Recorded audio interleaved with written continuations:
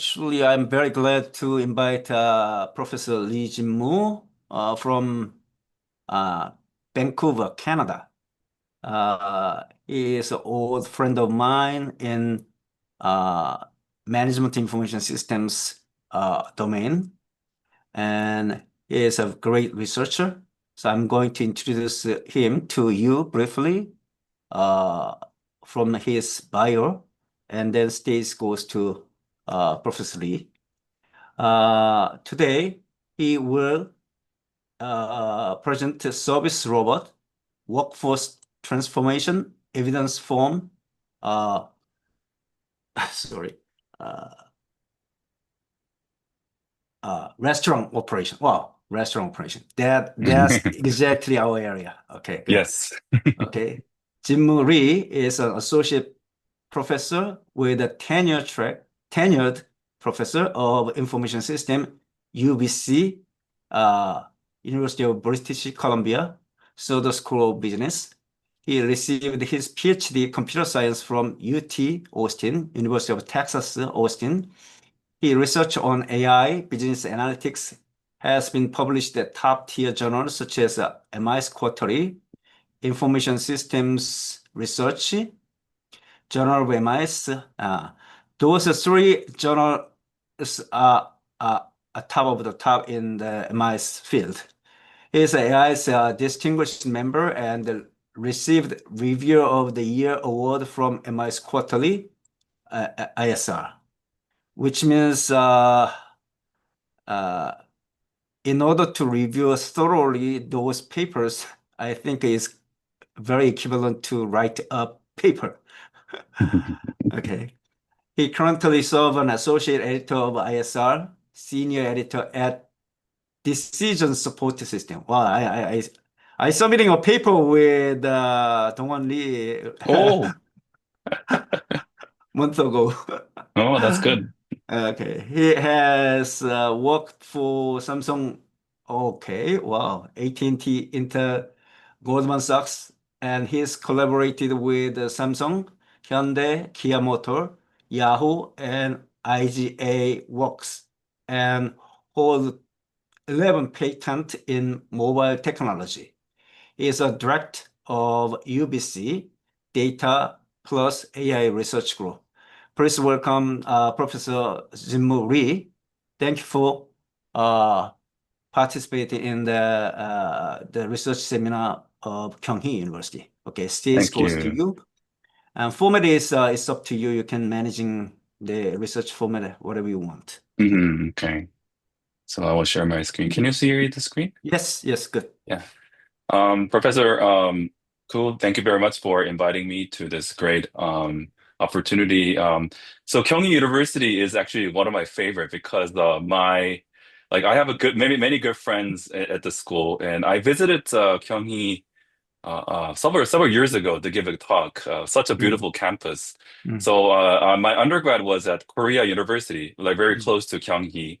mm, So we had a lot of good memories going back and forth. I have mm, many good friends who lived in the Hwegi area. mm. So in the break time, we used to go to Kar Noraebang and then drink, and that was a good memory that I have at Mm. Kyunghee University. So thank you very much for inviting me. Okay, so today's talk will be on service robots. Actually, I have went to the YouTube channel of this seminar series. I found that there were many talks on service robots recently. Yes. So I was thinking maybe do I need to change the topic or No, no, but no, no. yeah. So I saw the presentations. I think my presentation has some different angle to it.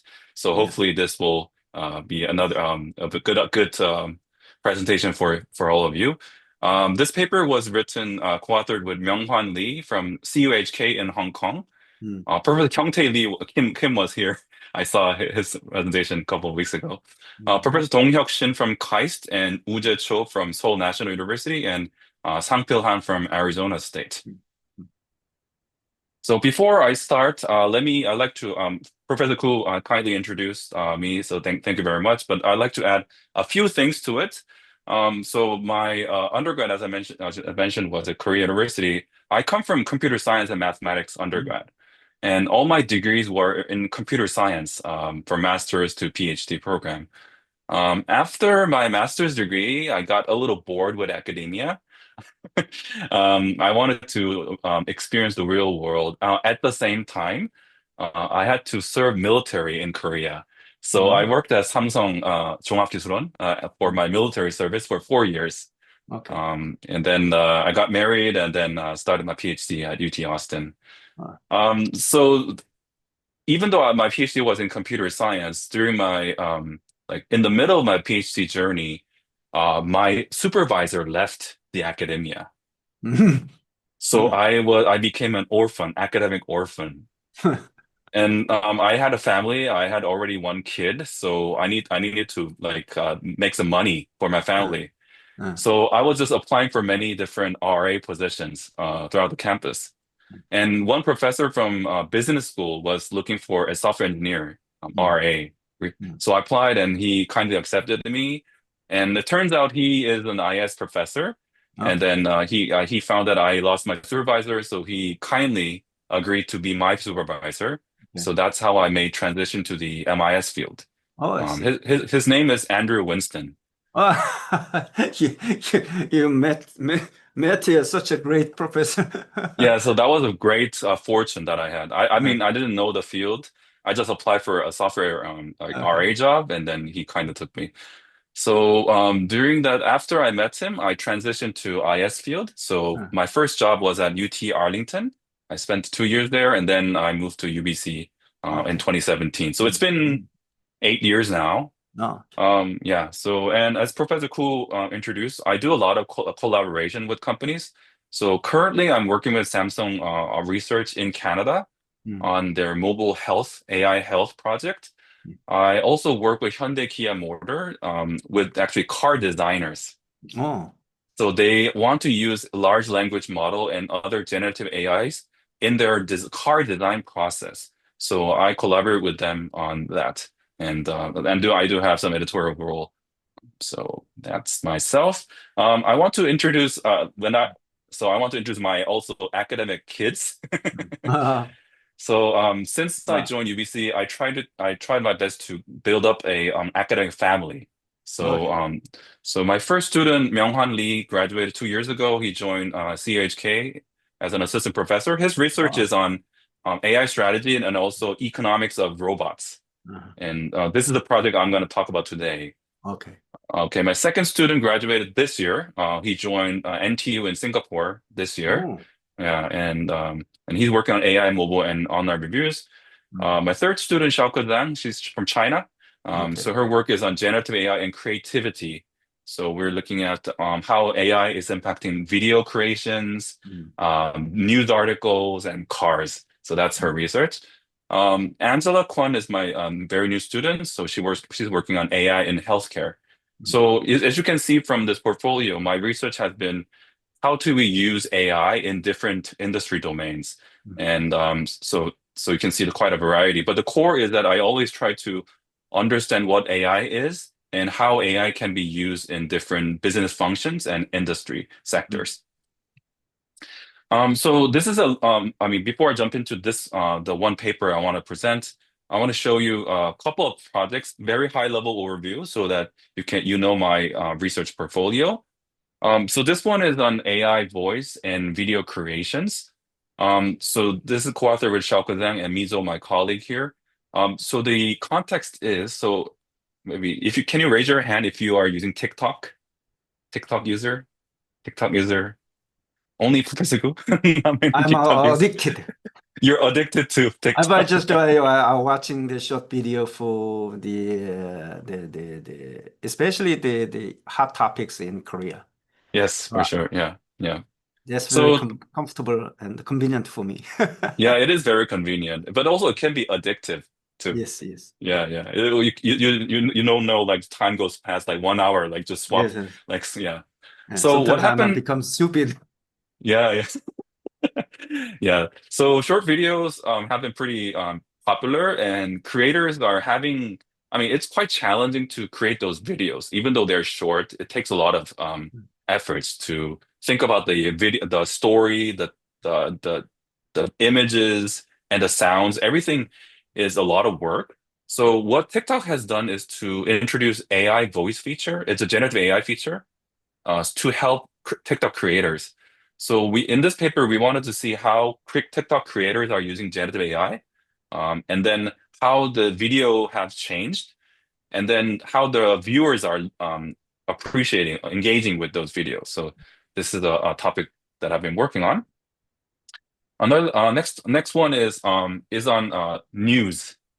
So maybe you know in Korea, quite a few major news outlets, uh, such as 중앙일보 and 조선일보 and 경향, they started to use large language models in their news production. So basically, so the journalists, when they have a new idea, they can use these pre-trained LLM in their news production. And then we wanted to see what happens to like what kind of news are being produced, how the news article has been changed, and then how that changed the news consumptions in Korea. So this paper has been also pretty interesting work. So the idea, the result here is that basically once journalists started to use LLM, they become so addicted to LLM, Okay. so they don't go out and explore first-hand data. They just rely on all the secondary data. So the news become more like homogeneous Okay. after they use LLM.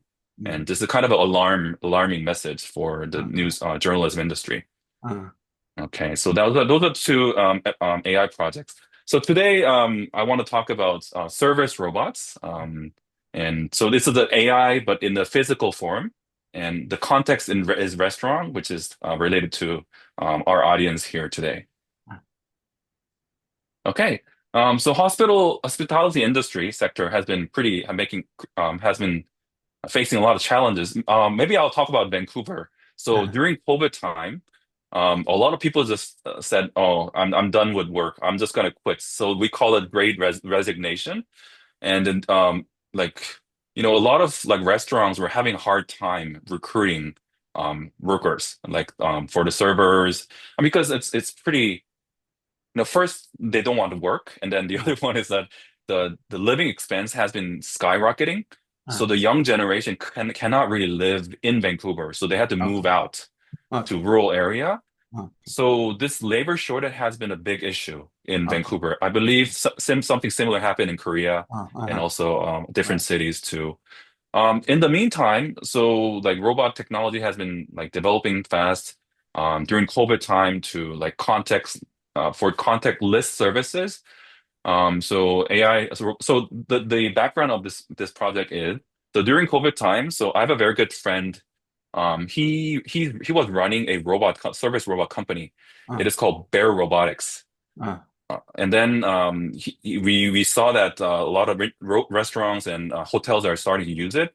So we started this project.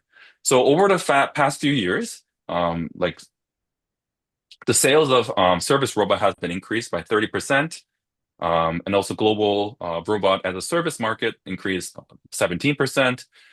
Mainly, there are three types of robots have been introduced in the market. So first one is maybe you've seen in Korea, they're very popular, the self-service technologies where you have the like tablets and you can order stuff and then they'll just bring food for you. There's also cooking robots like coffee machines and there like a lot of robots for that one. The one we are focusing on is the third one. It's called interactive service robot. These are the one that running around in the dining hall, serving food, doing buses. So let me actually show you a short video. Servi Plus is here and ready to roll to the front of the house. Introducing 16 plus dish capacity to increase efficiency with advanced features like smooth all-floor suspension, ADA ramp navigation, and stable liquid delivery. Your staff can go above and beyond. Responsive LED lighting, multiple table capability, and custom tray configurations accommodate extra-large trays and bus tubs. Servi Plus is a great addition to the team. Bigger, stronger, Servi Plus. Yeah, so this is my friend's company.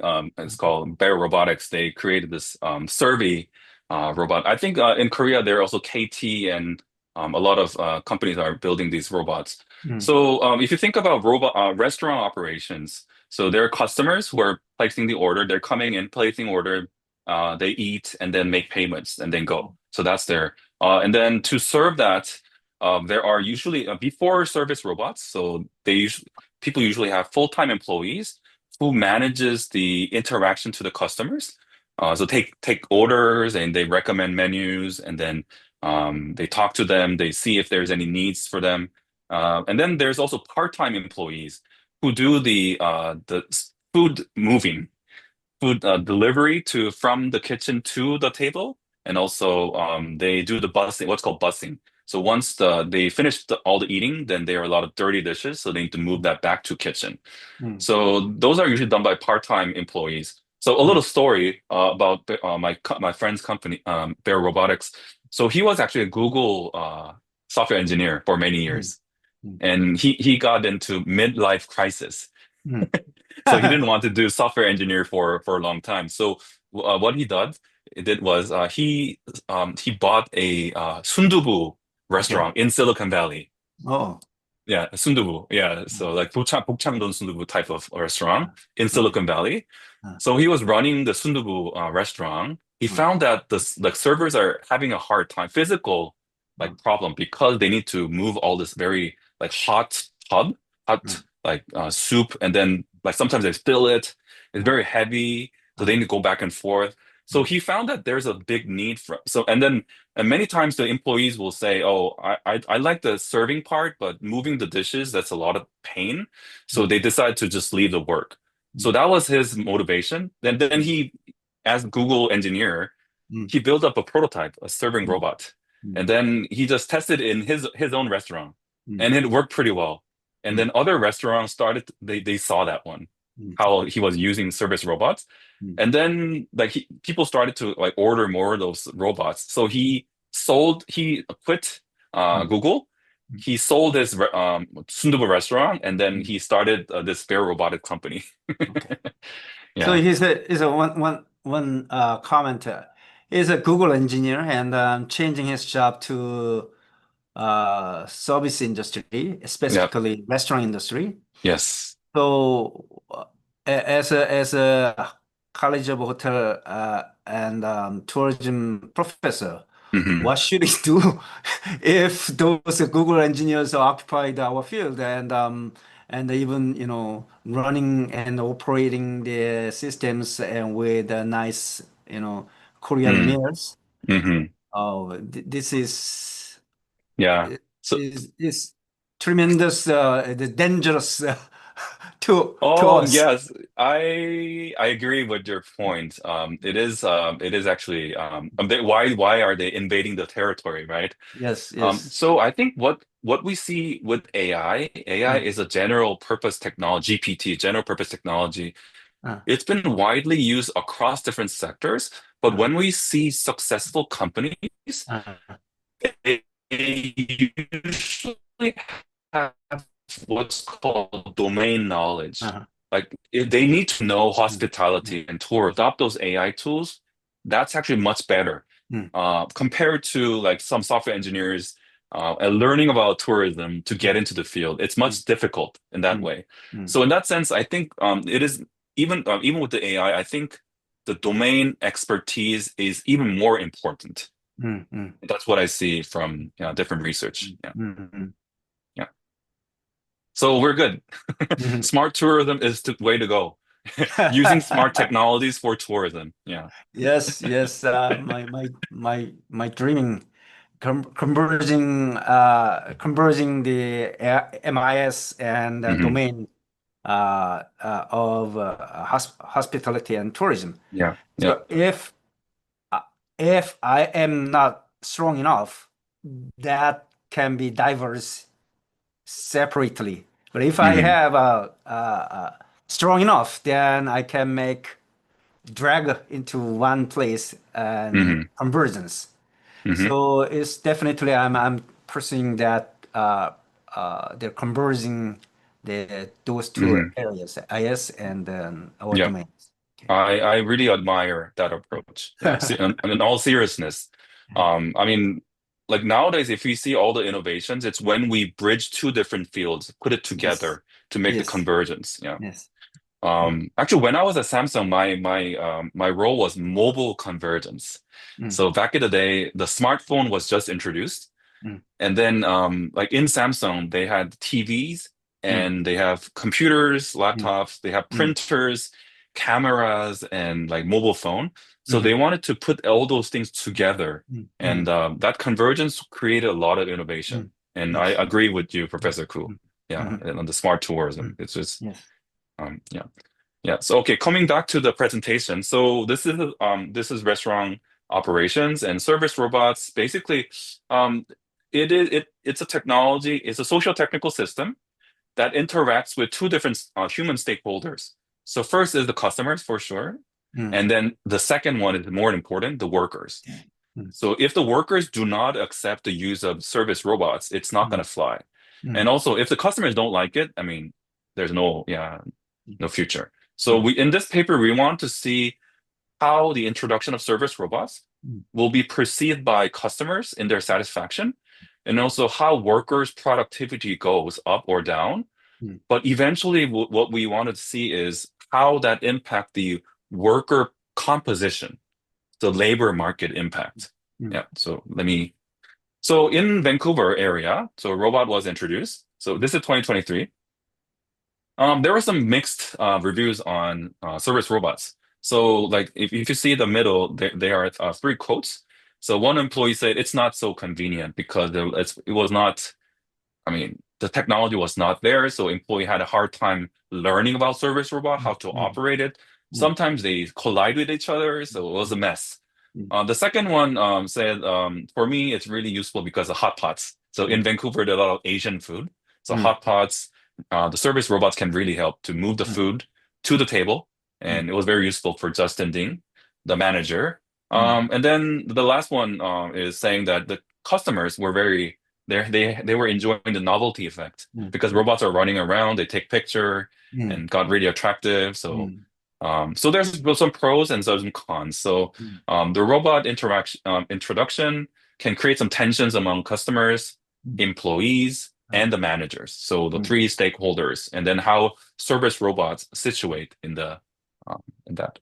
So I want to give you a little comparison about research context in chatbot and industrial robots and service robot. So first, physical presence. So in the IS field, there are many works on the how chatbot has been used in customer services.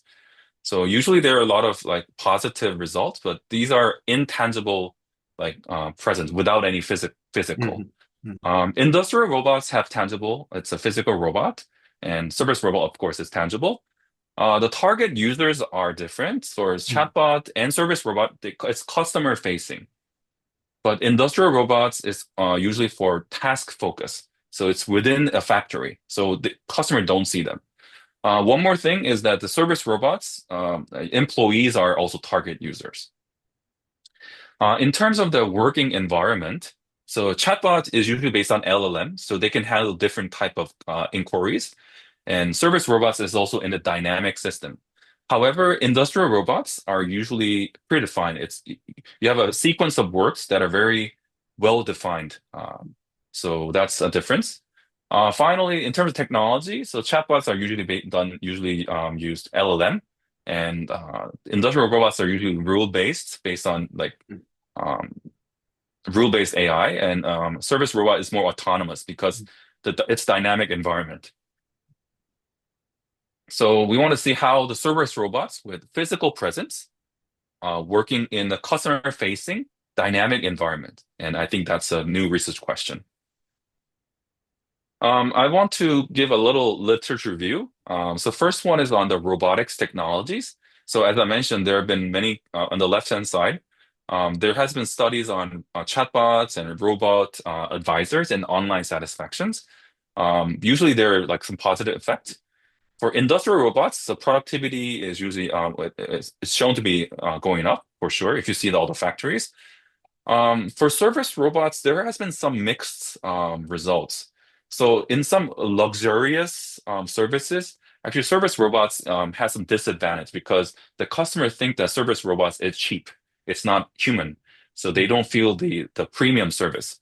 So in our study, we wanted to we actually used 3,000 restaurants information and the workforce restructuring and their financial impact. Another research stream is AI and labor market impact. So maybe you've heard, maybe in Korea or in the US and Canada, we have been seeing a lot of news about entry jobs. Like once AI has been introduced, and like say for programming jobs, a lot of entry jobs has been gone because they can be done by AI. So so there's a literature on what's going to be the impact of AI on labor market. So we want to add it to this literature. So in the AI, there are two different task approach. So one is replacing tasks, and the other is augmenting the human tasks. So there are the two views. And if you think about a job, it is actually a bundle of different tasks. Some tasks can be automated. Some tasks needs to be augmented. Can be only done by human, but with some help with AI. And so in some prior studies, look into the impact of robots in warehouses, and auditing, AI, in accounting field, healthcare. So there has been study showing that there are a lot of shift in the roles and skill demands. So in our study, we wanted to understand how AI is impacting the full-time jobs and the part-time jobs, and how the customer experience will look like, and the workflow and financial outcomes. Okay.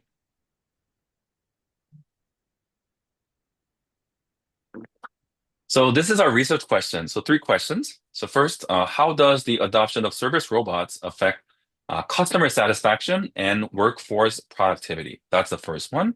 Second one, how does the adoption influence the workforce composition? Are there going to be more full-time jobs, more part-time jobs, or less part-time jobs, or altogether, or maybe part-time jobs may go down and full-times may go up? So we want to really see this question empirically.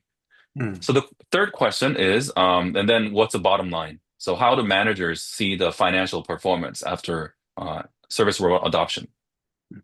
So these are 3 questions. So what I do in my research group is to use multi-method approach. So instead of just relying on secondary data, which we do, we also do qualitative study by interviewing the managers, etc. So we have 3 studies for this paper. The first one is to study the customer reviews, ratings, and text, their revisits. The second one is to see more from the operations side. So the financial transactions, the wages to the employees.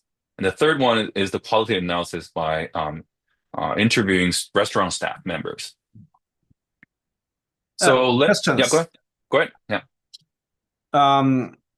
I have been in this domain and field, so I'm a bit more familiar with the influential factors for restaurant business and management.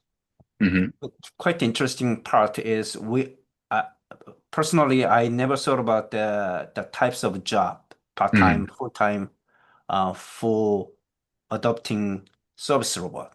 The number one question, customer satisfaction, is quite obvious part.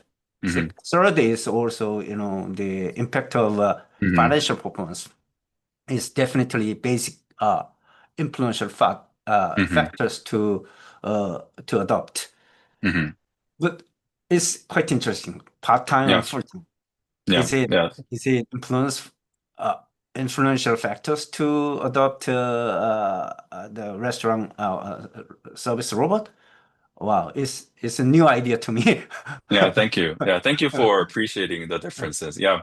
So actually, when we started the study, we actually started with number 1. This is 2019. We started on our review. And then the reviewers are like, Professor Koo, you mentioned, it's a quite obvious question. I mean, it will go up usually. So, I mean, then we wanted to understand, like, what's the operational impact? So we actually collected more. We actually purchased the data from a credit card company about service robots and the restaurants.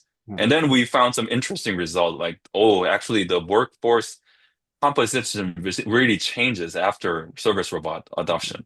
Mm. And which is kind of alarming, but also, I don't know. I mean, maybe I'll let you decide which is how the results can be interpreted.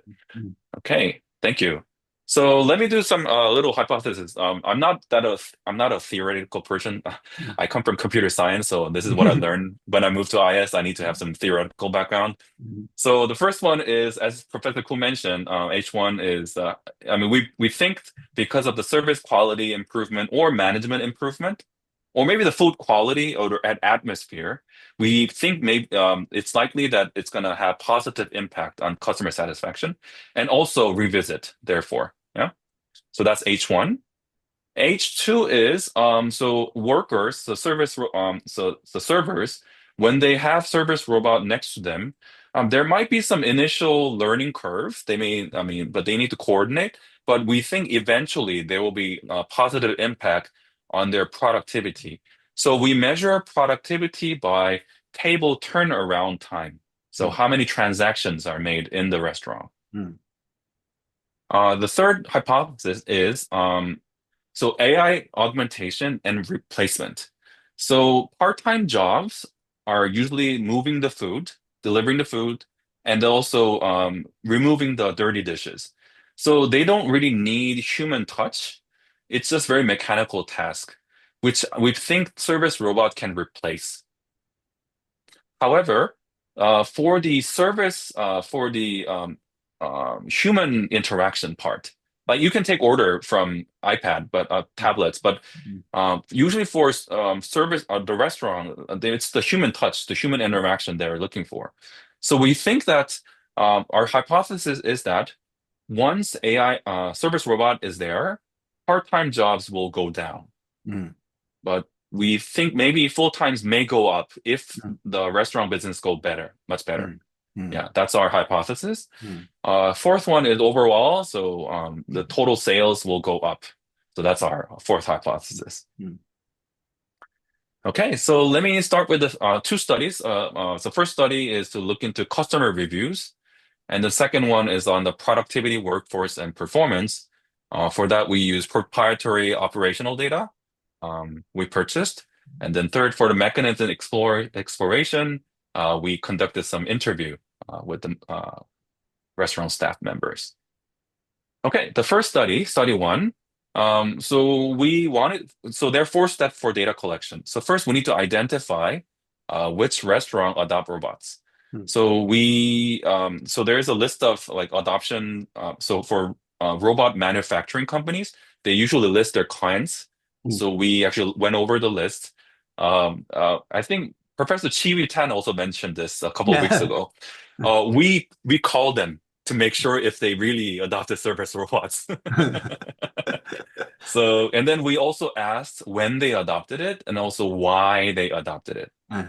Yeah, many times they said it's because of labor shortage. In the rural area, like Gangwon-do, like a lot of young people just left the city. So they didn't have any people to work. So it was necessity to adopt these robots. And sometimes people say like, oh, the young generation, they don't like the hard work. They quit after a few weeks. So what the heck? Well, I'm just gonna deal with the robots instead of human. So that was their intention sometimes. Once that's first step. Second step, and then we went to Naver for restaurant information. So we collected what kind of foods they sell, the price, etc. The third step was to collect review data. So again, we use Naver reviews. In Naver, some interesting stuff. So it's not just star rating, 1 to 5, but also there's something called phrase rating. So there's some predefined phrases people can select. If the food was good or the management was good, the atmosphere was good, etc. The fourth step was actually matching. So so since a couple of presentation in this seminar series have talked about DID and propensity score matching.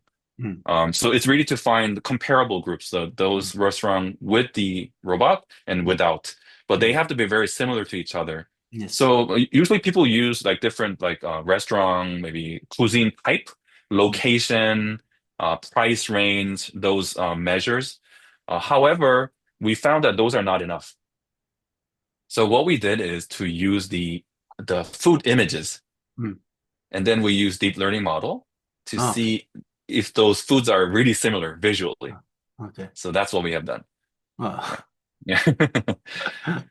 great. Okay, so yeah, so we initially had 230 restaurants with robot adoption, and then we called them. That was a validation, and then there were about 112 restaurant adopted, and then we also found comparable groups, about 1,200 non-adopting company restaurants. Data is from 2021 to 2023. And so we collected the neighbor reviews. So the left-hand side, bottom shows you the username, how many reviews. They also have images, review images, and the text. We collected text. Some interesting stuff about this phrase review is that they talk about service quality, food quality, management, and atmosphere. So we leverage this in our analysis. So this is the image matching. So if you look at the left-hand side, that's our the treatment group that adopt the service robot. Mm. And then we need to find a very similar restaurant. But if you use just just the what's called structured data, it's the second one that's been compared. So maybe I mean if you see the samgyeopsal and the one in the middle, it's not really comparable food. If we use image matching, then you can see it's really samgyeopsal. Yeah. Oh, I'm getting hungry. I want to go to samgyeopsal and then soju and yeah. And then the second row is the jampong. Yeah, and we found very similar jampong visuals by using this what's called Swin transformer model. So that's our matching. So this is our variables. So our DV is dependent variables are revisits, how many times and then the ratings, and then different phrases, and we have a lot of restaurant control variables. So pretty standard variables. A summary statistics. So we log transform those count variables because those have skewed distributions. So we log transform them. And so we have revisit, service, food. So these first 5 rows are dependent variables, and we also have other control variables and independent variables. And our unit of analysis is at restaurant month level. Yeah. So this is our empirical model, pretty similar to other DID research. So our treatment variable is after adoption. So subscript I is restaurant, M is month. So treatment variable, and then we also use fixed effect, restaurant fixed effect, and time fixed effect. So treatment group is our restaurant with the adoption. The control groups are matched one based on the type, distance, and image matching. Yeah. Okay, so if you see the result, so the result is quite expected. So after robot adoption, the revisit increased by 19%. So which is pretty good. We wanted to see why this is happening, so we look into the phrase ratings. Interestingly, the service quality didn't go up that well. The perceived service quality is pretty similar. The food is also similar because they're not using food robot, but the atmosphere goes up dramatically. Oh. Yeah, so people really like the atmosphere, the more futuristic atmosphere, and also the management of the restaurant increased. So that's the factors that contributed to the customer satisfaction. Yeah. So, and then we did some relative time model for robustness check. So if you see the 3 charts here, the red bar is when they adopted service robots. And so this one, the first left upper one is revisit. So you can see the revisit has some upward trend after this. The management is actually going up pretty dramatically. If you look at the unit x-axis, it's month. So after even 6 months, we see some management improvement. For atmosphere, there's some initial jump, and then it was going down after 5 months. So people talk about novelty effect. So whenever there's a new fancy technology, people like say, "Oh wow, that's interesting," but that novelty effect goes down after some time. Yes. Yeah. I think so. Yeah. Now in Korea, I think service robot is like a norm. in some Yes, places. it's not much charming anymore. Mm, Probably robot speaking, human-like speaking, using of AI.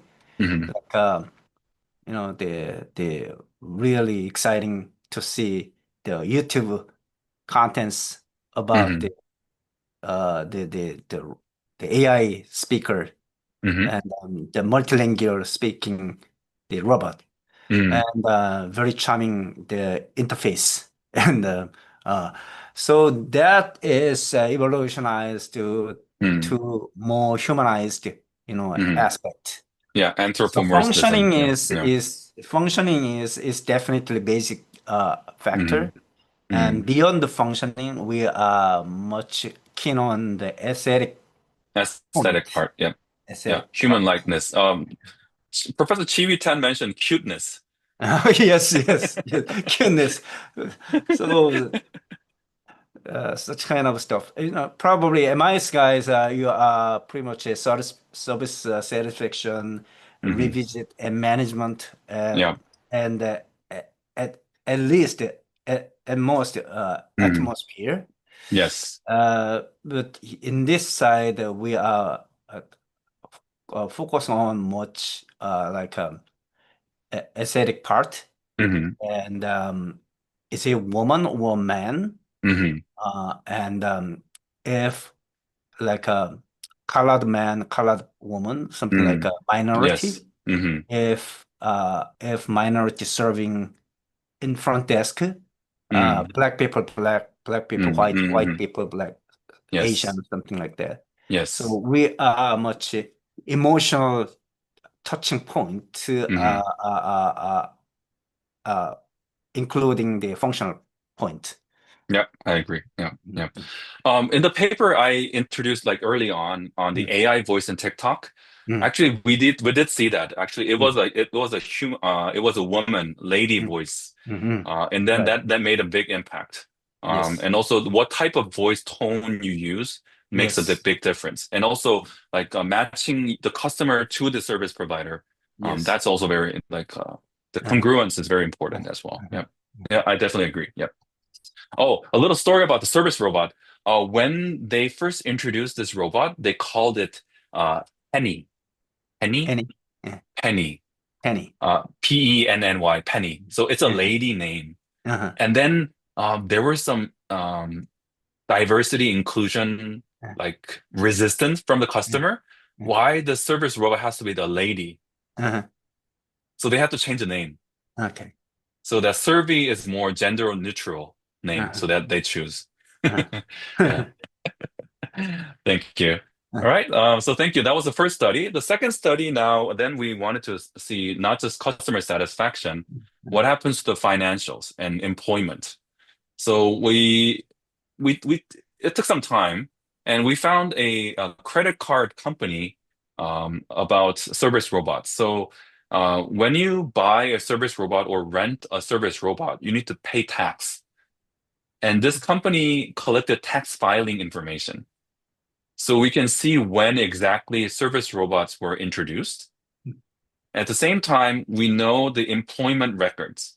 So how much money they spend on full-time workers versus part-time workers, because in Korea, for full-time workers, you need to give them insurance, 하대보험. Yes. For part-time, you don't have that. Uh, So they actually distinguish them. But one drawback of this data set is that because of the sensitivity of the data, they uh, anonymized the restaurant. So we don't know which specific restaurant it is, uh, but we do know the cuisine type, where approximately it is located, uh, etc. So this data, about 3,600 restaurants, mm, 78,000 observations from 2011 to 2024, so about 13 years of period. About 550 restaurants adopted service robot, and the earliest adoption was 2019. For control restaurant, we found those similar restaurant in close by locations and also cuisine types. So the service robot has been adopted around 1 year, 12 months. and the longest period was 50 months. Mm. So these are variables, a long list. So one thing I want to emphasize is that we have a lot of restaurant related variables at the upside, and the middle portion, that's our more financial data, transaction date, the sales amount, how many transactions they have, how many delivery sales they had, the total purchase, total expenses they made to run the restaurant, and also we know the rental fee of the service robot. And the last part at the bottom is how much money they spend on full-time employee versus part-time. So we know that information. How about the age of restaurant? Like We have the tenure, so the operating years. We know how many years they've been operating. Yeah. I Thank see. you. Yeah, no, some more thing. We also know if they're using like delivery app, like what's the 배달의 민족? Is that the app? Yes, Yeah, and yes. then tax services and yeah, some other information there. But we don't My know which. question, like Yeah, go ahead. Yeah. something very gorgeous and very traditional restaurant, Mm, and usually those kind of a restaurant is seemingly conservative, conservative. Yes. so they don't adopt such a kind of a handy robotic service. Yep. But what if those kind of very very traditional and very the top level, the qualified restaurant in Seoul, if they adopt this kind of a newly launching service robot, that is much more impactful to customers, appealing. We don't know, but if the people keep usually we keep going the same restaurant again and again, so that kind of rural customers do not care much about the kind of newly adopted service robot. I So see. probably if newly launching restaurant and the old restaurant, if we can compare those two types of restaurant, how act and react toward the new service or service robot, That is and then yeah. people how their attitude change about the wow. But for me, I'm usually the old man usually go to the same restaurant again and again, and if the restaurant is slightly changed to better way, it's kind of feel good. But some more old man is not so good because they are accustomed to the same I see. style, and so this is my question. What do you Thank think? you. Yeah, thank you. That's a great question. We do have the cuisine type. So if we know if it's fast food or Korean restaurant, Chinese restaurant, so we have that information. So we actually I'm going to show you some results on that one. In terms of the old restaurant and new one, we haven't done it, but that's a great idea. So because we know the tenure of the restaurant, we can try to divide it old or traditional restaurant versus new ones. Anecdotally, service robot has been adopted in many of the franchise restaurants, Yes. like yeah, those like really for young generation.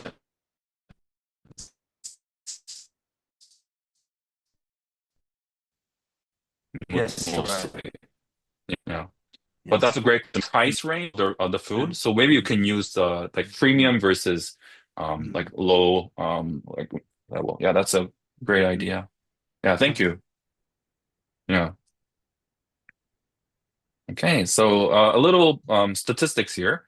So on average, people this line is the what's in Korea? Rental 월세. Right.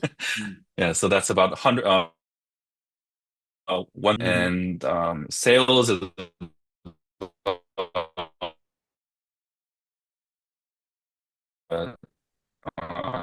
each delivery sales about 7,000 serving robot, usually they pay about 음. $370, about 40만 원. And then employee expenses about $5,000 to 500만 원. About they pay for full time they pay about like 4,400. Most of the money goes to full time, and the part time only get one tenth of it, $587. So that will be found from the statistics. For our empirical model, so we have three different specifications. First one is how many transactions are being made monthly. So that's for worker productivity. For financial performance, we use sales amount. The last one is actually quite unique. So maybe you haven't, this is not the DID. It's what's called long difference model. So a little idea, the idea is, so the impact on the labor market will happen over a long time because it's not easy to just fire one person right away. You have some contract ongoing. So the service robot impact on the labor will be a little more long term. So how do we model that? People use a long difference model. So the idea is the x variable is the difference between robot expenses from month M to M plus K. So K can be 1 to 5 to 10 or 12. And then how that change impact the changes of the employee expenses. So that's a delta of employee expenses. And then we use treatment group, adopting, and then restaurant fixed effect, month fixed effect, and a lot of control variables. So we need to do another propensity score matching because so the left-hand side, the red line is the control, like non-adopting restaurants, and the blue line is the adopting restaurant. So you can see it's had a pretty different distribution. So we had to do some PSM. So if you look at the right-hand side, you can see the two groups are pretty comparable after the PSM matching. And then the DID results on the productivity. So after the AI, service robot has been introduced, there has been about 11% increase in their monthly transaction. So it's a quite dramatic increase on the productivity side. And then, so we wanted to see why this is happening. So if it is service robot impact, then it should only impact on the dining in experience versus the delivery shouldn't change, right? So the next analysis is the dependent variable is transaction and sales amount related to delivery. Yeah. So when we do the same regression, and so you see that after adoption, this is our treatment variable, there is no statistically significant impact on the delivery related transactions. So is it really the in-dining experience that has changed? Okay, another one, Professor Koo asked about the type of restaurants. So we divided restaurant into two groups. So fast food, this is like cafe, bakery, and fast food. And the other group is we call it hot and heavy dishes. So this is Korean food, Western, Chinese food, and family style restaurants. And so when we divided the sample, so for the fast food, we don't see any impact of the service robots, whereas the hot and heavy dishes restaurants really got improvement, transaction cost from this service robots. So this is another implication. So it is really this the workers' pain point was the hot and heavy dishes, and the service robot helped it, and then that made big improvement on the overall productivity. So dependent variable here is the transaction counts. So how many dishes have been served? Another one, yeah. Go ahead. My comment on that fast food usually,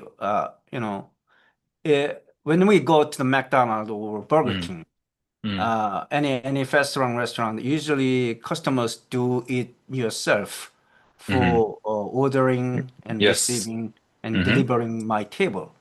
So usually is a DIY service. Yep. But hot and heavy dishes is usually, waitress is serving meal to to customers on the table. Yes. There's the process is different from the fast food and Fast hardened food too. dishes. Hardened dish. Yeah. So this hardened dishes, there is a distance, and the distance should be make up by robots. If the analysis is appeared like this, and if we argue for why, probably that is different types of characteristic workflow. Workflow change. Yeah, so that's a great point. We really wanted to understand the workflow also, but the data set was limited, so we couldn't really dig into like how the workflow has changed. So the best proxy we could come up with was the full-time and part-time job changes. No, that was our attempt. But I definitely agree with you. The fast food, there's no service involved, so it's really DIY. And whereas for the hot and heavy, it's a full service restaurants. Yep. Thank you. Yeah. Another mechanism check was that in the business area, like it's whole very crowded area in the if the robots really help on the work efficiency, it should help when it is super crowded. So if you think about district area in the weekends, usually people don't work in the weekends, so it's not that busy time. Whereas if you go to residential area and then weekends, it's pretty crowded. And so we wanted to see if the robots really help on the efficiency gain. Yeah, so what we found is that in the residential area, in the weekend, the service robot really helped. Yeah, so this is what I heard from many restaurant managers, was that when it's like downtime, like it's not so busy, they can manage the service and everything by themselves, but it's really when people just crowd in, like just people make lines and get very intense, that's when they need the most labor, but that's the hardest time to find labor. Because the part-time job workers, they also want to go out and enjoy themselves. So they said it's really hard to get them in the weekends. So that was a pain point. And I think service robots can help them on that aspect. Yeah. Okay. So another relative time model. So we see that the red line is the treatment time, and we can see that the transaction counts over time has increased. This is the one Professor Koo was interested in at the beginning. So we want to see how the workforce distribution changed. So the left upper one is the total expense for employees. So 총임금, everything. So there's no change. Actually, it's in the around zero area. Statistically, not different from zero. Right upper one is the full-time employee. So there is an initial downturn, a little bit, but it actually recovers over time. That's what we found. But the interesting thing is the bottom one. It's the part-time workers. So you see that there's an initial bump, and then it goes down. Yeah. So after like 10 months, actually 10 months, they don't hire many part-time workers. And for the manager's perspective, which is maybe a good thing because they can serve the same quality of service with the robots, which is more reliable and cheaper. But at the same time, like these part-time jobs are really for like young generation to get experience in the real world. And if they don't get that experience, then how can they get into workforce? I think that's another for alarming message for the society as a whole. Yeah, so that's what we found. And then another, this is a relative time model. So you can see the left upper one. So the employee expense, it's kind of a little bumpy, but not so much different from the zero. The full-time employee, there's a little increasing trend. And the part-time job is really decreasing after robot adoption. And also another thing is that this data was based on the total amount of salary. The data doesn't allow us to know how many they hired. So we assume that the salary is static. The 최저임금 is static. So based on that assumption, we estimated the number of employees. So that's our result here. So total count actually alarmingly it goes down because the part-time employee count is going down dramatically. But if you see the B panel, full-time employee count is increasing. Yeah. So that is what we found from our empirical result. So if that Yep. the table is found like that way, you know, like we are pretty much concerned about our future if we adopt service robot and replacing our job task. And then Yes. people are afraid to losing my job because of a Yes. robot. And total employee count anyway decrease somewhat. Yes. Instead, full-time increase Yep. the number. Yes. That implication probably we infer to the full-time employee, just a 1 or 2 person control this service robot, Yes. and which is much convenient and comfortable Yes. and manageable. Yes. The part-time is, you know, the young guys come and go and then suddenly disappear Yeah. and not Yes. absent. There's a seriously problem to the restaurant actually.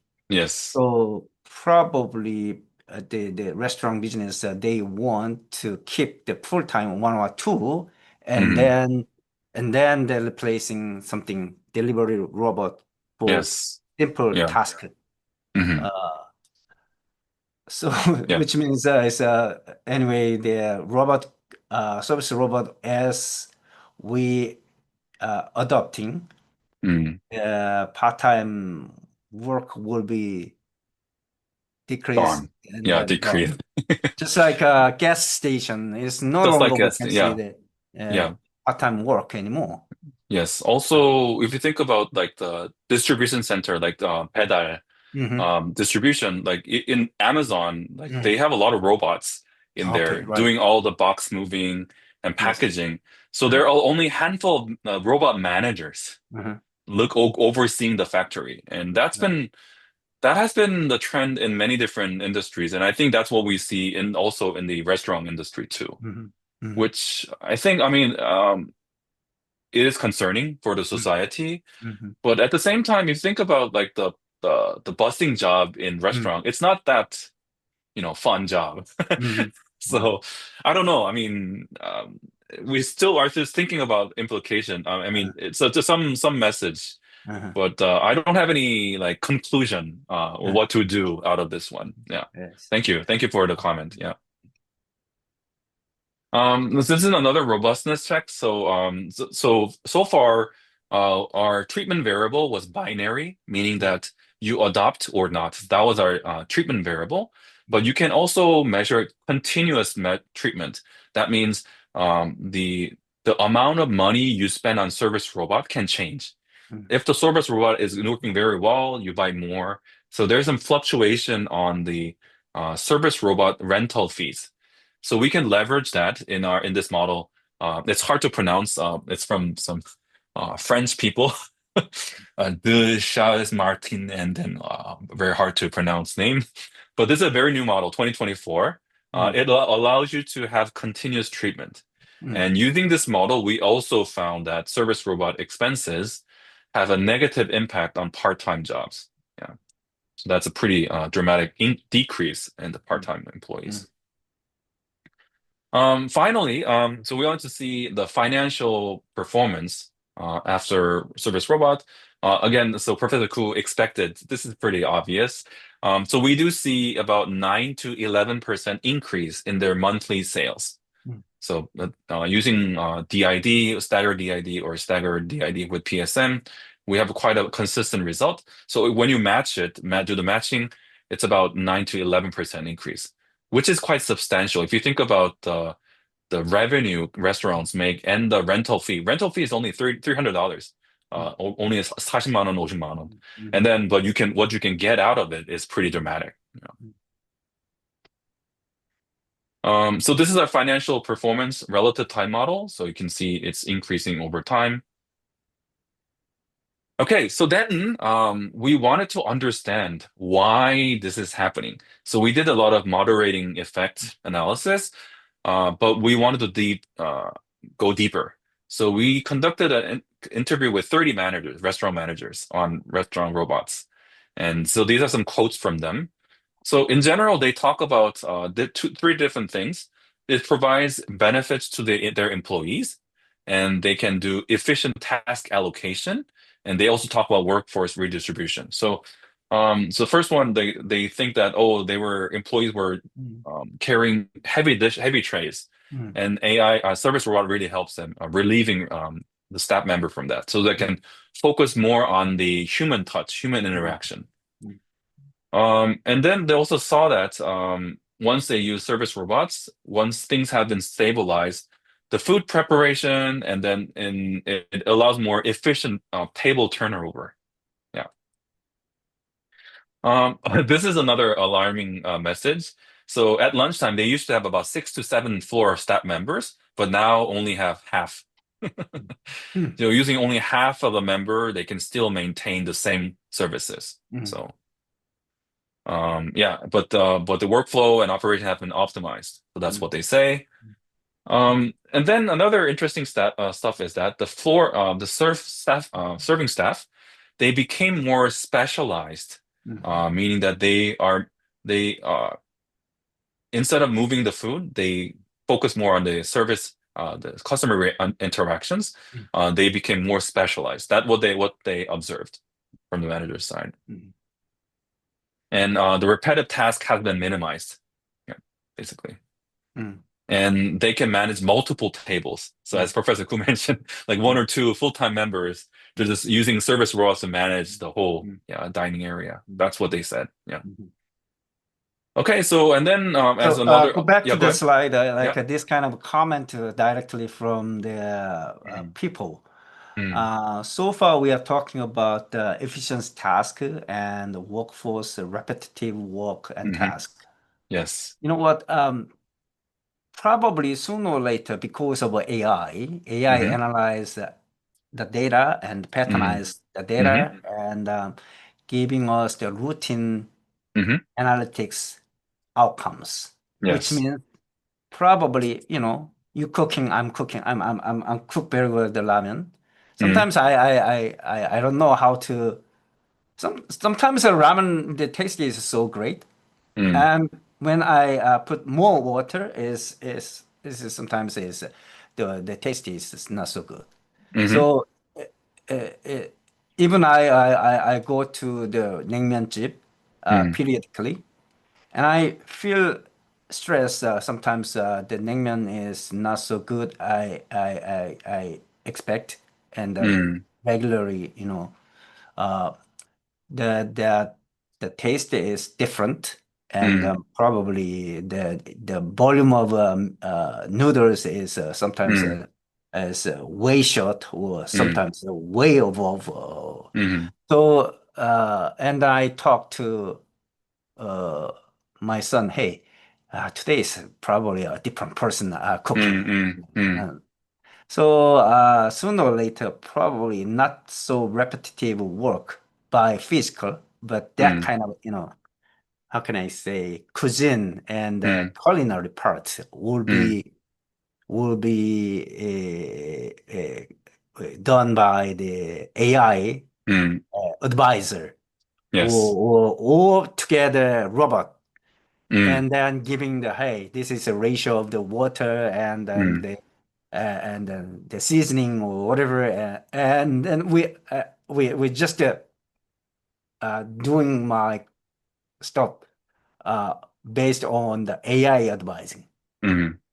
That's gonna be is we can control the quality of food and the taste of food and whatever things. It's not yet come to us, but I think it's come to. Oh yeah, it's gonna be.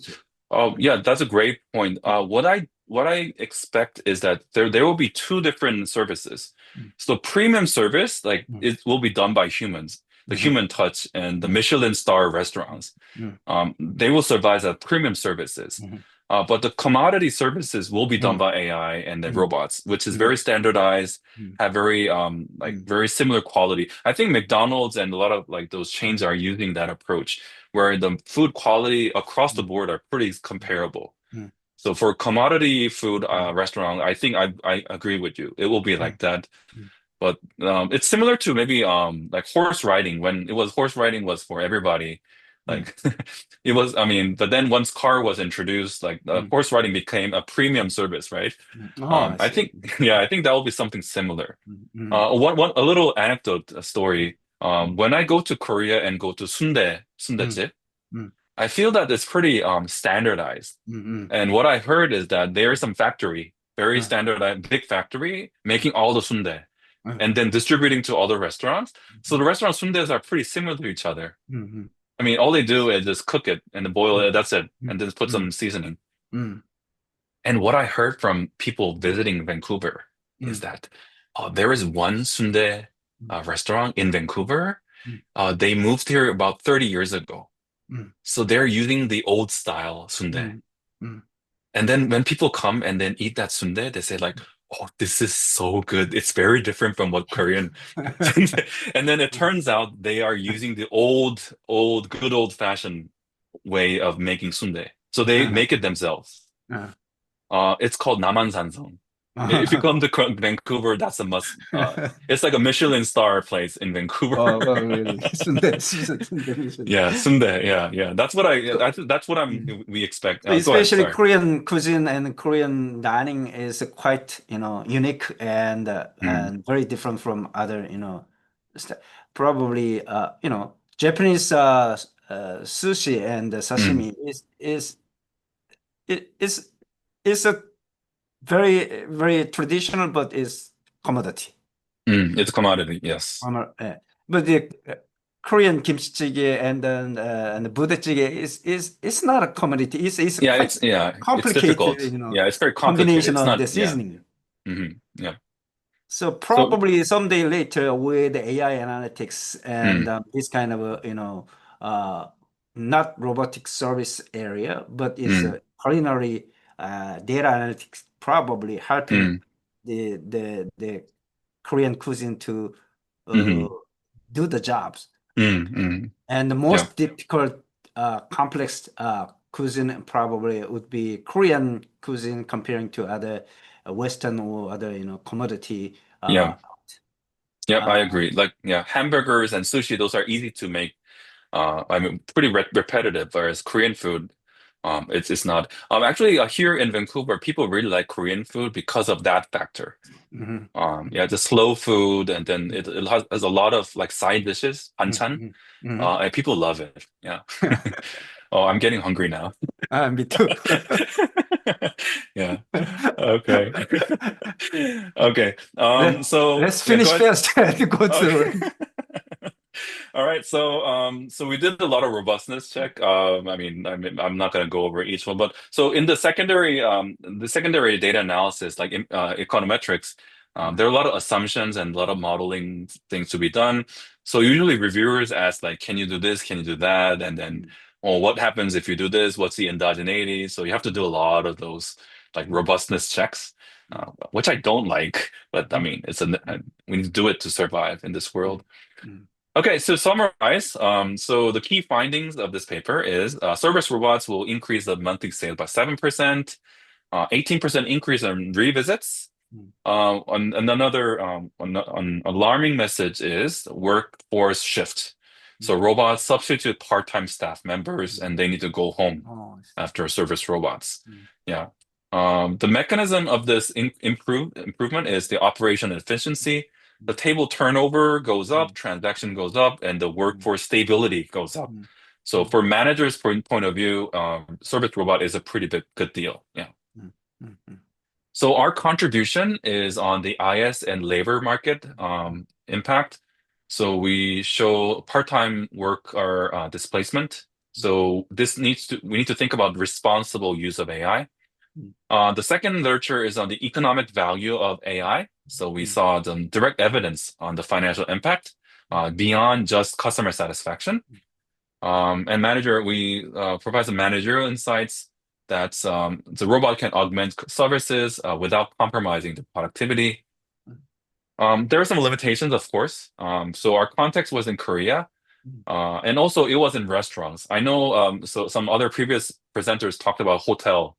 I know in Japan, in nursing homes, they use a lot of robots. So we need to look into different sectors and maybe different countries because different countries have different cultural norms. Like in North America, there is something called tips. Tip. So, which is pretty annoying for, I mean, as a Korean, I mean, why do you need to pay tips? It should be included in the food.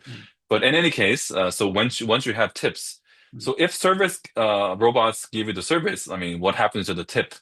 That might be something interesting. Yeah. Our data set was on the employee counts and we don't have really robot features. So if you want to really go to social technical side, we need to really understand the different features of robots. We couldn't do it in this paper. As Professor Koo mentioned, our next step is to look into luxurious dining. And we will do that, and 전통 음식 and premium services, what happens there. Some cultural norms. And then we didn't do employee interviews yet. Yes. We did it for managers. So our next step is to do employee interviews. So that's our summary. So just to wrap up, so my research is on overall how AI is impacting our business and society. So these are different papers I'm working on, and today I talked about service robot restaurants. But if Professor Koo invites me again, maybe I can present different papers. Invite you as a course.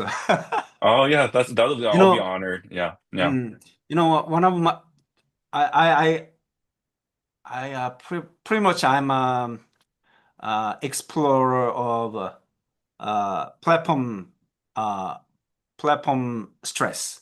Mhm. I made two papers last 3 years. One is platform stress in hotel context. Mm, The techno stress mm, because of technology and a lot of employee and they got the stress from the technology mm, adoption mhm, and giving the stress and then burn over whatever and then switching intention mhm, and there is a technology stress but I realize that these days technology is probably in our context like Airbnb. The mhm, Airbnb headquarter in California, mhm, but usually local hostels in location in Seoul and mm, Korea or Europe or whatever. But they have to be controlled by headquarters of the mm, Airbnb in the global scale. mhm, Language barriers, time difference, and mhm. managing different style. Oh, So the local host in Korea, mm, Korean is quite stressed. I Both see. of the headquarters of Airbnb, they don't Understand Korean concern about culture. the Yeah, yeah. local Mm. culture and then suddenly changing their Mm. managing style, whatever. Ah. So and they said this is a local distance, and they complain about something managing style, but they don't reply uh, promptly. They Mm. just the Western culture is Yeah. kind of formatting, Yes. especially global scale. Mm. So my paper was about the headquarters of a platform Mm. in the US space Mhm. and a local host Mm. in Korea. Mm. So there was the I see. paper platform stress. And there another Oh. paper about Mhm. platform stress in restaurant context. Mm. A lot of there is four different player. It's a platform, Mm. 배달민족, Yeah. customer, Mhm. and the delivery man Mm. and then staff. So customer definitely they got a stress from the delivery delay or upside of the disease, whatever.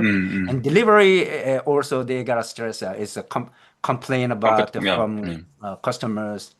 And host is even more stressed. They so much concerned about the customers. They leave online review about the bad point.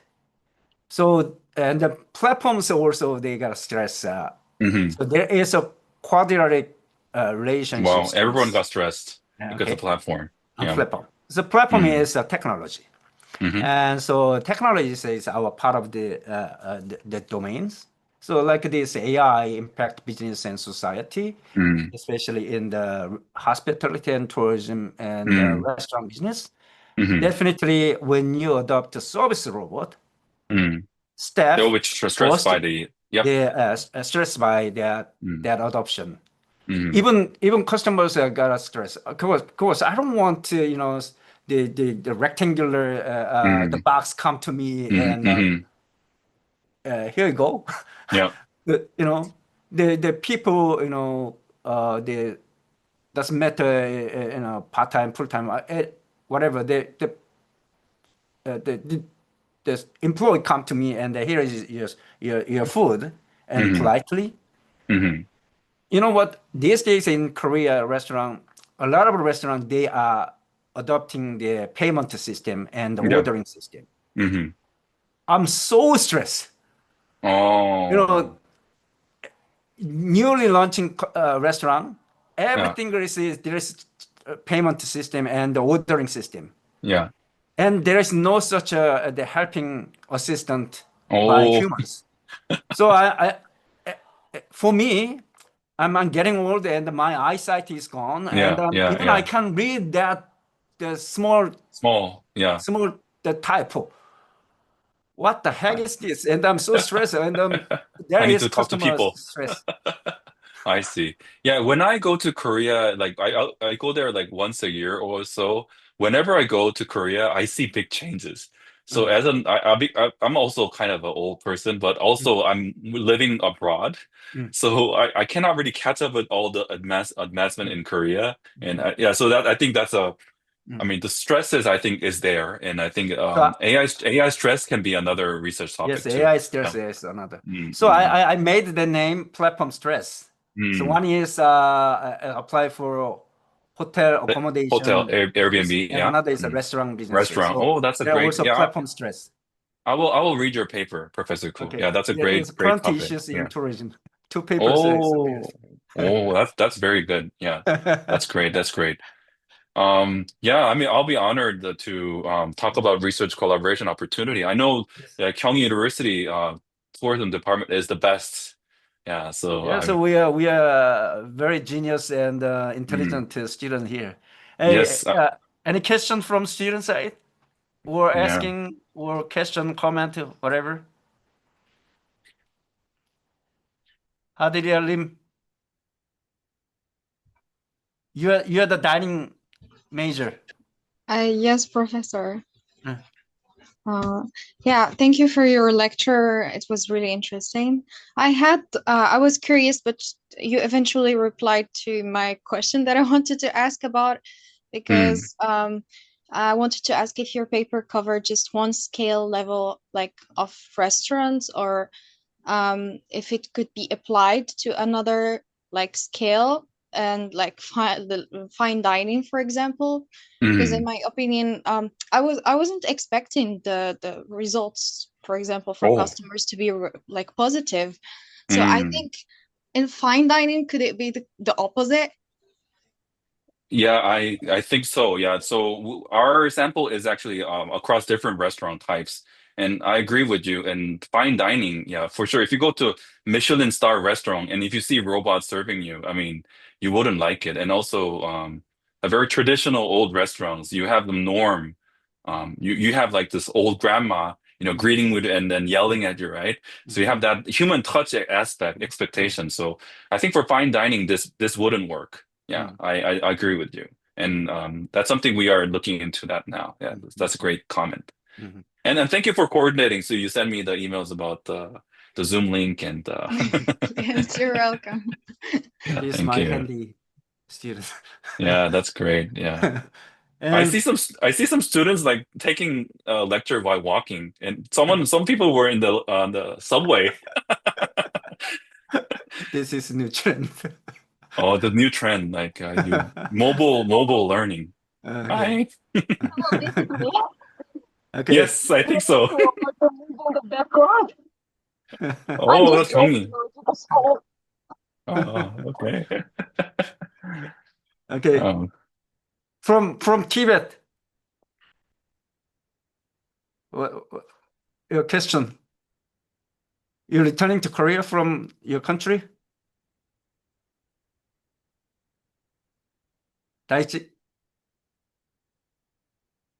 I can't hear you. No micro? I can't hear you. Okay. Oh, thank you for your good lecture, and I studied a lot, and wish I can do a good job. thank She's you. from Tibet. Oh, Tibet. Ah, I see, I see. You are in Tibet or in Korea? I come back, yeah. Come back to Korea. Oh. So that's Some- the mountain area, right? On the left Yeah. side, you have a very Near to mountainous area. Himalaya. Yeah. Yeah. Himalaya, right, Himalaya. right. Oh, wow. Oh, well, Vancouver also has a lot of mountains. So I would go to Tibet when if she returned to your country. Oh, once you become professor at Tibet, then you will make The visits. good thing is we have a lot of diverse students from other Mm, countries, like Tibet and Morocco. mm. How did I name you from Morocco? Yes, Professor. Okay. Wow. Okay. So this country is becoming diversity, especially in Mm, campus.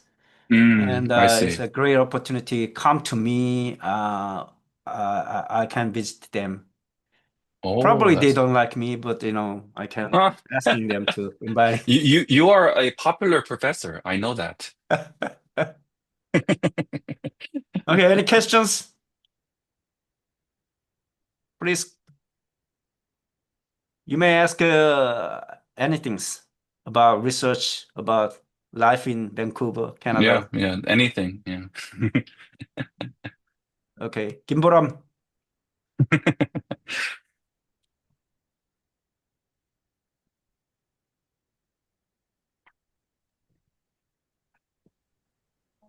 Oh, Hi. Professor, I have Yes. one more. Curious, because your Professor Ku's insight about the comment about like having a hard time ordering, and like it's for a specific category of people, or like because of their height or because of age. Are these group like um should be considered in one while conducting uh, a research Mm. regarding this the robot in this industry? Oh yeah, I definitely agree with your point. So based on the age group and the gender and maybe their cultural background, there will be differences. Just that in my this research I conducted, we couldn't get the customer level data, so that's the limitation. But if you have more detailed customer level data, I think service robot definitely needs to consider the cultural and the generation aspect. Yeah. Uh, I think Kim Boram 학생 wanted to talk, but Okay, 김보람, yeah. your turn. I I can can't hear hear you, you. sorry. Please speak up.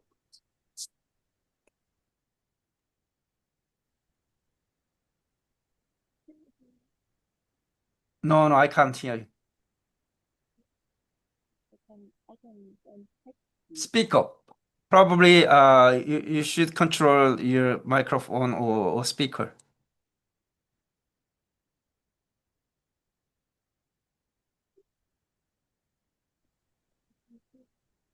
Anyone have been to Canada? Anyone? No, no one? Oh. Oh, okay. That's too sad. It's only a one direct flight from Korea. Yes. Oh, there's a question. I think the decline in restaurant satisfaction will be more devastating when service. Oh, yeah. So that's a great question. What we did find in our review, on our review, is that sometimes the customer complained a lot about the robots.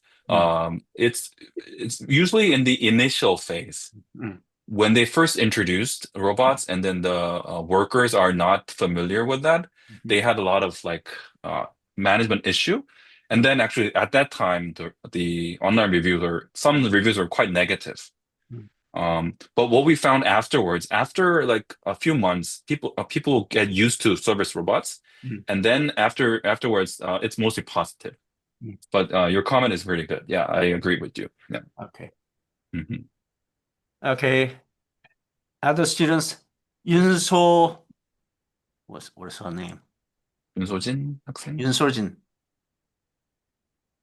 Hello, Professor. This is Hi. Sojin Yun. Hi. It's great to hear your lecture, and it's honor to hear your lecture. Actually, I'm thinking about the question because the professor picked me immediately, so I have to, yeah, I have to think about the question. So Okay. please give a little bit moment for that. Thank you. Okay, no problem. Yeah. But it's in person. Yeah, I went to honeymoon to Canada. 5 or Oh, 6 where? years. Yeah. Where in Canada? Very near from America. What city? th- uh, City. Yeah, no, but not all of the Canada. It's I just went to Canada for the Niagara Falls. Niagara Falls. Okay. That's only Mm. reason. Yeah, that I booked my honeymoon. Yeah, So yeah. yeah, I have to think about the question for the academics. So. No, okay. Yeah. Yes, please Keep give me a thinking. moment, please. Yes, Okay. yes, I Keep have to thinking. thinking. Yeah, yeah. And Mukama, she's from Mongol. So how can I pronunciation? Erga Mongol. chef? Huh? Erga chef? Erga chef. Yeah. Okay. Hi. Hi, Hi. good afternoon, professors. Thank you for your lecture. We had one of the best lectures so far. Oh, thank you. Oh, I'm honored. Yeah. So Where are you from? I'm from Uzbekistan, Central Okay. Asia. Okay. I'm just curious about your PhD period. How long did it take you to do PhD in Canada? I was just asking about you. Okay. So it took 5 years for me. Mm. It was in the US, America. It was University of Texas at Austin. And it was 5 years, but before that, I did 2 years for my master's. So in total, graduate school, 7 years. Yeah. Okay. So you want to, yeah. So are you in PhD program or are you looking for Master's program. master's program? Yeah. Yeah. Yeah. Uzbekistan is a beautiful, beautiful country. Yeah. Yeah, thank you very Yeah. much. Historical place. I was traveling in the Central Asia, Uzbekistan, Kazakhstan, Kyrgyzstan, and Ah, yeah. We have quite a few Uzbek students here. Okay. Yeah. In UBC. Yeah. yeah. Thank you, Okay. Professor. Yeah. And Carl Arita. Carl Armita. Carl Armita. Any question? Yeah, hello, Professor. Hi. Where are you And from? thank you for. I'm from India. India. Oh, Mm. what Mhm. city? Yeah. I'm from West Bengal. That's a West state Bengal. in. Yeah. Mhm. So thank you for your lecture today. It was very nice to hear your research paper. Thank you for that. And yeah, I was like thinking about the thing Professor Ku already mentioned that like is it very necessary to standardize the food prepared by robot? Mm. And Yeah, like because sometimes when human prepare the food, maybe the taste is different, the Hmm. portion is different, Mm. and if the robot is preparing the food, will it be same? Like robot also can make some mistakes. So Hmm. is it also like necessary to like incorporate the thing in a restaurant? A great question. I think for the food preparing robots, it's not that popular because of the reason you mentioned. Because people want 손맛. Mm. Yeah. Yeah. So, but the robot in my research was the service robot. So in the dining Mhm. hall, Mm. it moves the food from the kitchen to the table. Yeah. So yeah, not much of the food quality issue there. But I agree with your point that food preparation is not so popular. Yeah. Mm. It's still, yeah, by humans. We want humans to make our food. Mm. Okay. So Kansi bye. Yes, hello, Professor. Where are you from? Can you hear me? Yes, yes. I'm from the Philippines. Okay. Hi. Yes. Right now yes, I don't have Professor Lee, thank you very much for the wonderful presentation.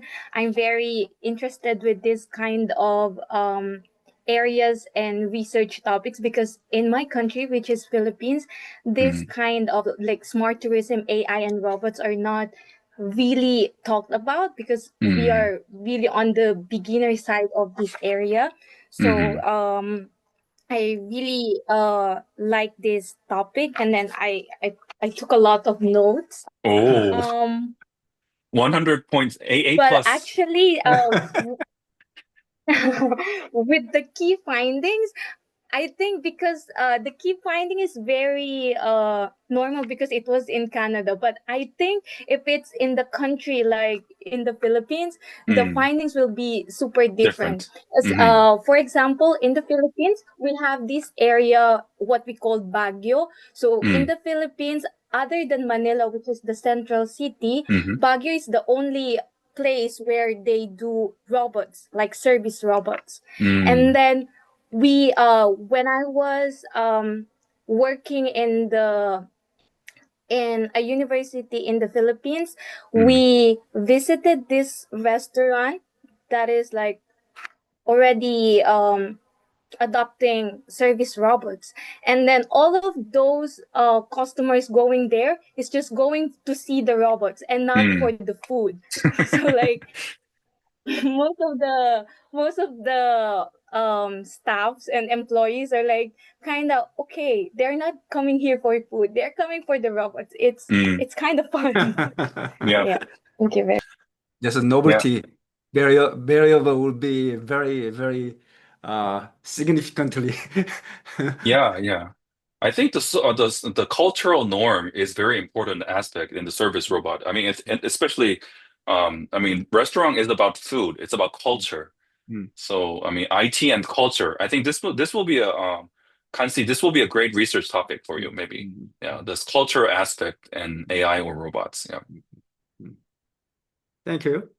Kwan, Kwan, can you hear me? Kwan, your name? Chuan En-hui? Chan, this Chan. Okay. Hello, Hi. can you Hi. hear me? Yes. Yes. Actually, I don't have any question, but uh, I can learn something because in a robot Mm. in restaurant, Mm. Mm, and actually in China, a lot of restaurant they yes. use robot. Yes. Uh,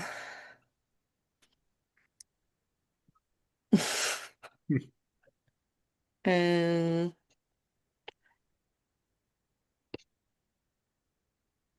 Okay. and yeah, thank you. It Yeah. So doesn't matter. the place in Vancouver, Mm. it's Chinese called place called Hai Di Lao. Hai Di Mm. Lao. Mm.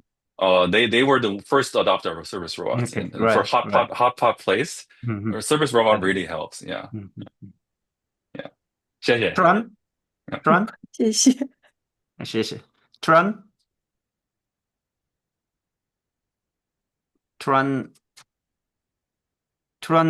knock.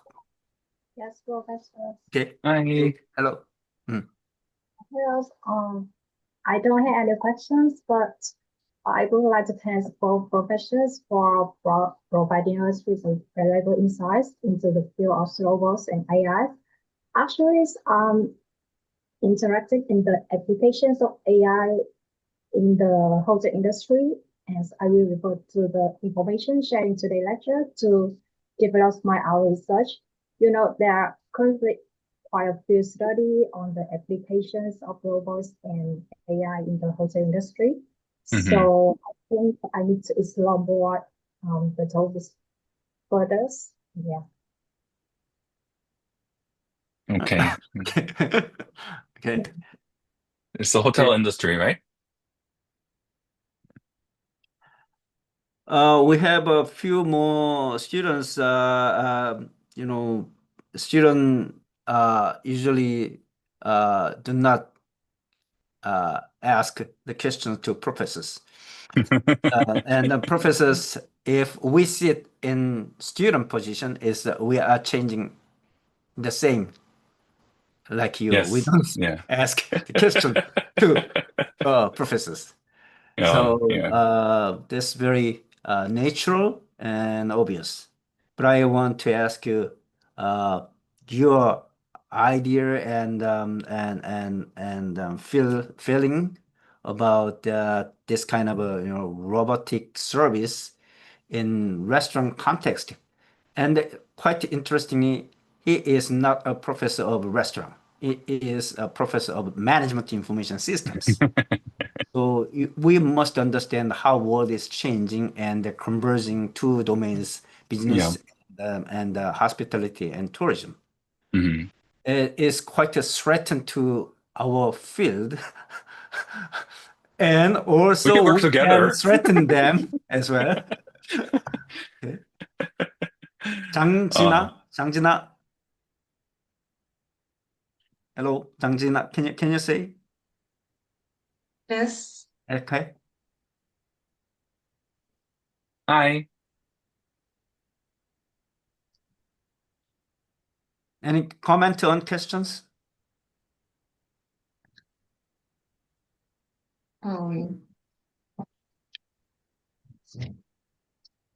No? Professor, can I Oh, ask sure. a Go ahead. question? Yeah, Go sure. ahead. Yeah. Professor, you mentioned the athletic elements such as the robot's cuteness can Mhm. enhance, user acceptance. Right. Do you think the preferred athletic codes for the robots differ across the country or culture? Oh, that's a good question. I don't have Because a. Yeah, go ahead. yeah, because there are many different from the design for a service robot, Mhm. such as the Japan or Korea. There are many different from the design. So if that design can, uh, if that design can be differ from the culture, Mhm. is that a meaningful element for that? Oh, yeah, that's a great question. What I see from Chinese robots, those are usually cute robots. That's what I see. Mm, mm, In Canada and the US, those are more functional robots. mm, They're not cute, but they mm, just look like robots. So I think depending on the culture, people have different acceptance based on the aesthetic level. And I mean, I don't do that research myself, but I think this will be an important research topic. Like anthropomorphism is a big topic, like Yes. how human-like is it? But like human can be different, right? In China, in Korea, in Canada, in India, or the Philippines, and it'll be all different. Like what does it mean by being human? Yeah, so I think this is a good research question. Yeah. Okay. If you have a plan for taking advanced study for my question, I have to about this one. You can do the research yourself. Myself? Yeah. Yes, why not? Yeah, I try. Thank you. It's your idea. Yeah, thank you, Professor. Okay. Any questions?